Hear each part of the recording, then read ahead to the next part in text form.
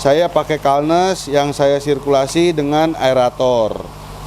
Itu tujuannya buat apa, Bang? Nah, kalau saya meyakini hal ini, kalau bahasa gampangnya, kotoran besar yang tersaring ke sini akan dihancurkan.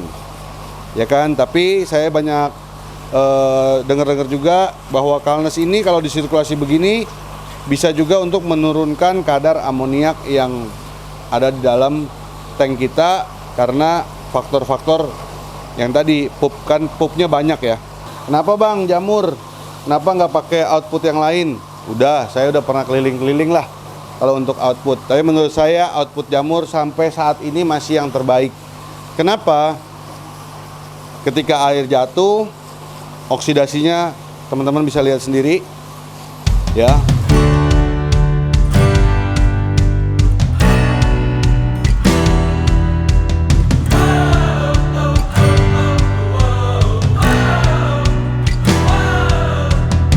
Kenapa kita di sini ada tank dan di sini juga ada fiber, tank akuarium dan juga tank fiber, ya. Jadi pada prinsipnya kalau menurut saya semua jenis ikan baik air tawar lah ya kita bahasnya ya. Jadi sebenarnya untuk memelihara ikan air tawar itu sebenarnya kita harus tanya dulu sama diri kita sendiri. Kita tujuannya mau apa? Sekedar piara aja, sekedar menikmati aja, atau kita mau beranjak ke pemeliharaan yang lebih serius? Kalau koki kan ada kontesnya, arwana juga ada kontesnya, lohan juga ada kontesnya. Banyaklah ikan-ikan air tawar yang ada kontesnya. Nah, kenapa di sini saya taruh ada tank akuarium, ada tank fiber? Karena menurut saya, kalau kita cuma mau nikmatin aja, di akuarium bisa nggak piara ikan koki? Bisa. Yang penting apa? Harus diketahui dulu karakter ikan koki. Karakter ikan koki itu udah sangat terkenal dengan misalnya ikan jorok, ikan gampang sakit.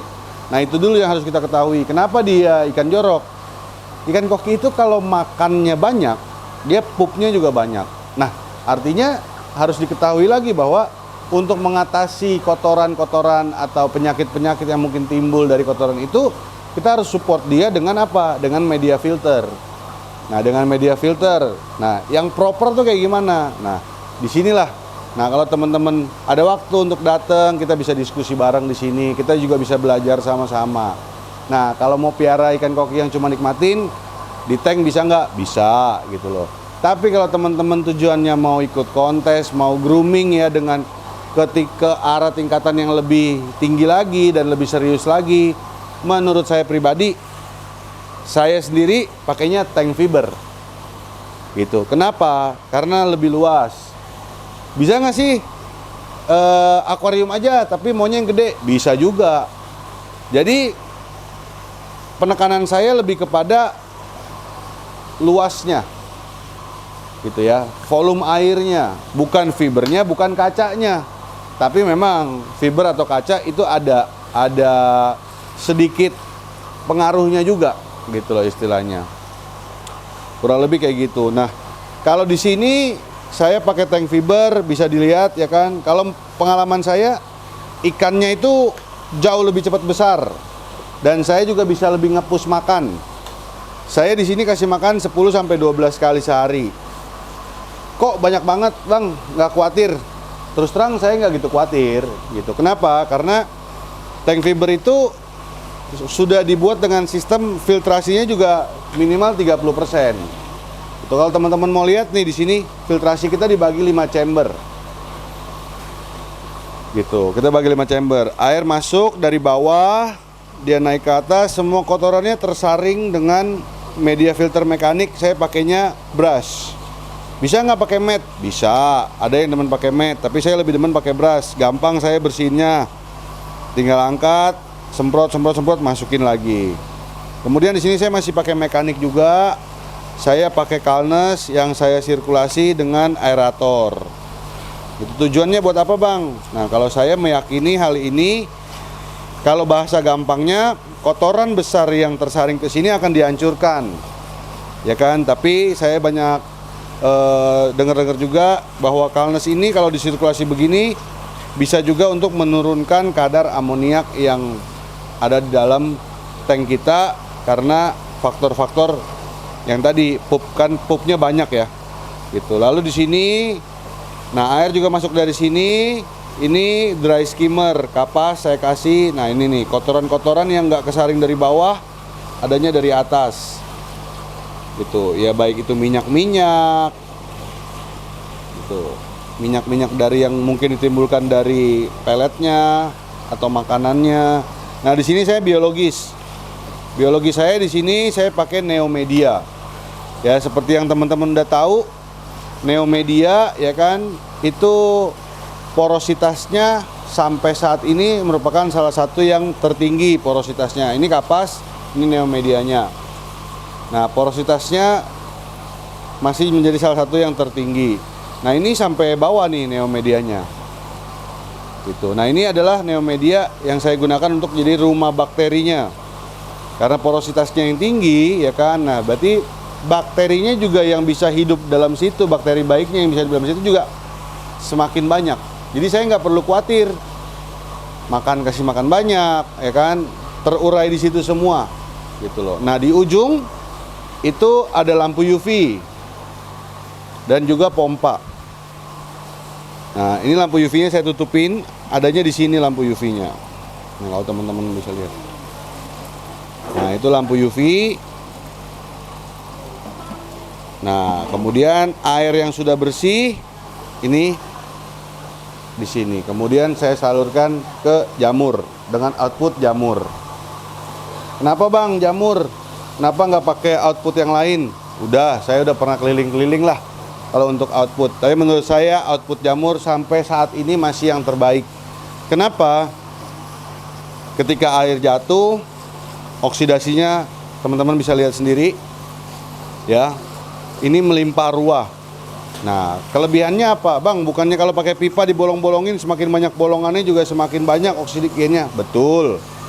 Tapi jamur ini nggak terlalu menyebabkan arus. Oksidasinya cukup tinggi ya, dan juga minim arus. Bukannya nggak ada ya, tapi minim arus.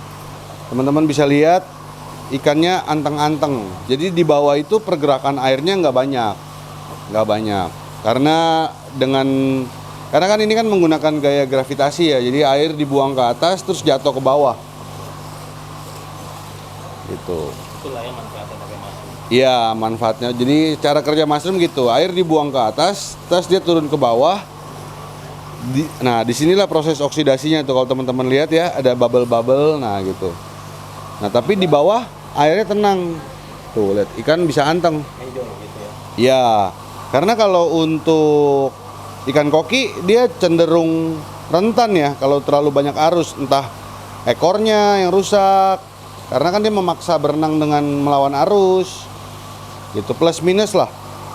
Gitu loh. Kalau oranda juga dorsalnya bisa cenderung untuk letoy atau bahkan patah gitu. Tapi itu baik lagi nggak cuma arus ya, tapi tergantung dari gennya si ikan juga.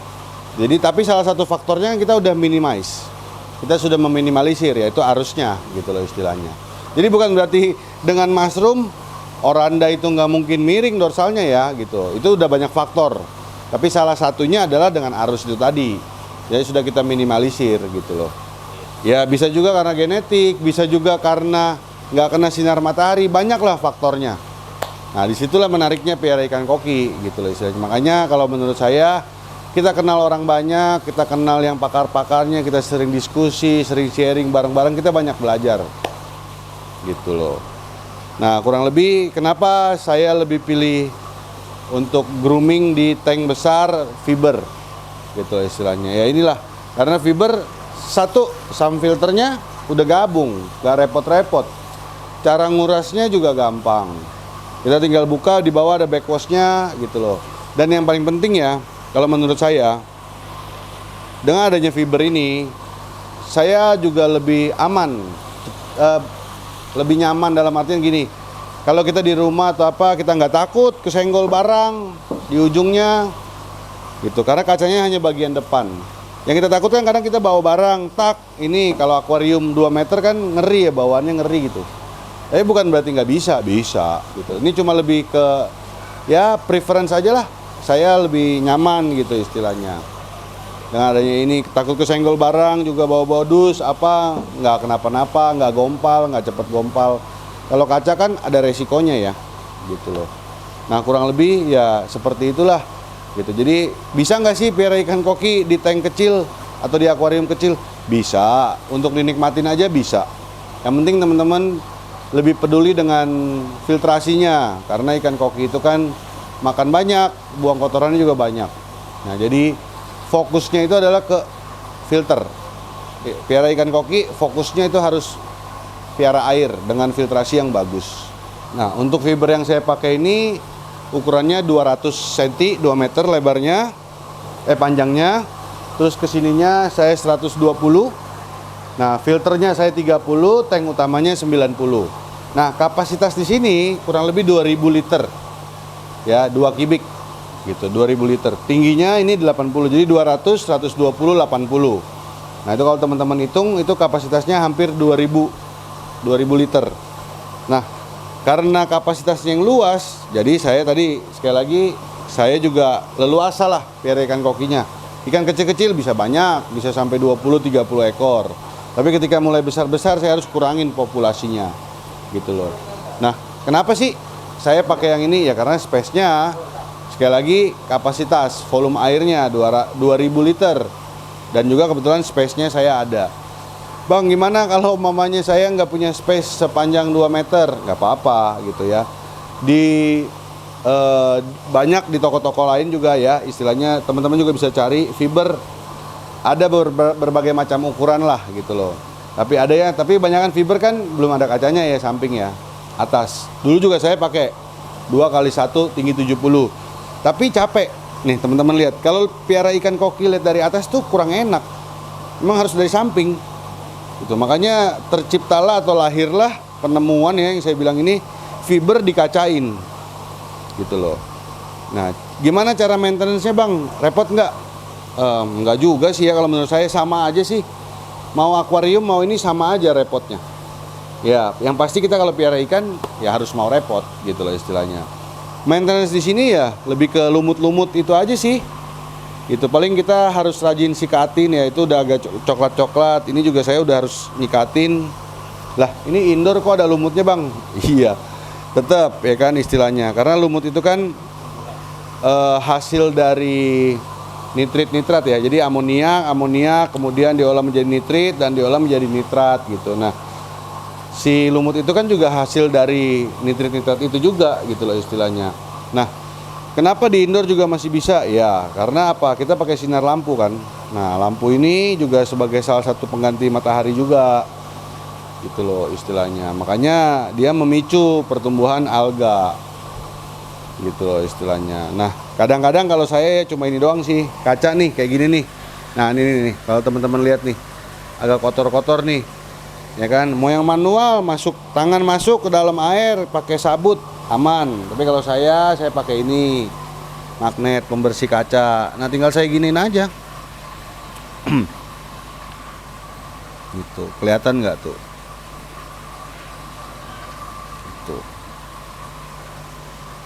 Nah nih. Nah nih udah saya bersihin gini.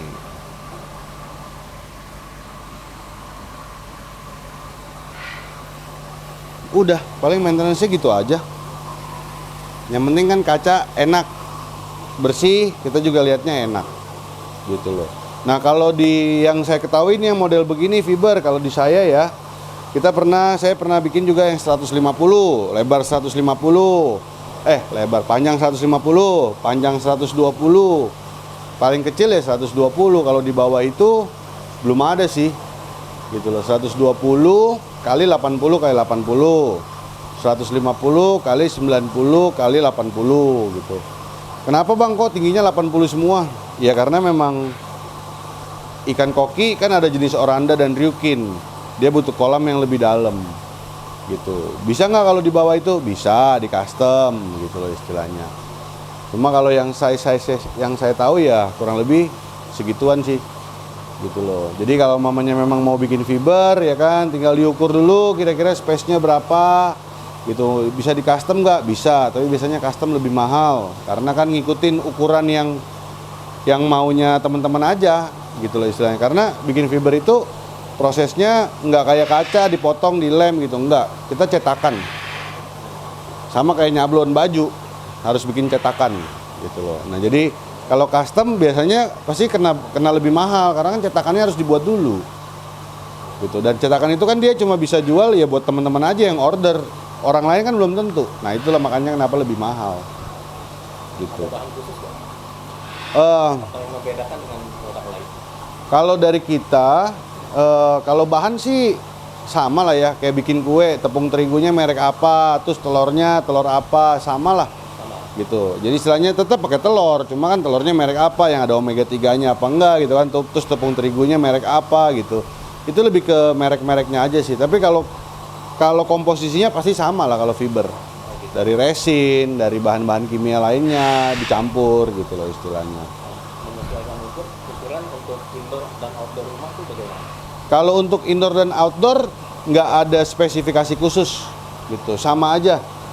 Ini yang saya pakai di indoor bisa nggak pakai di outdoor? Bisa.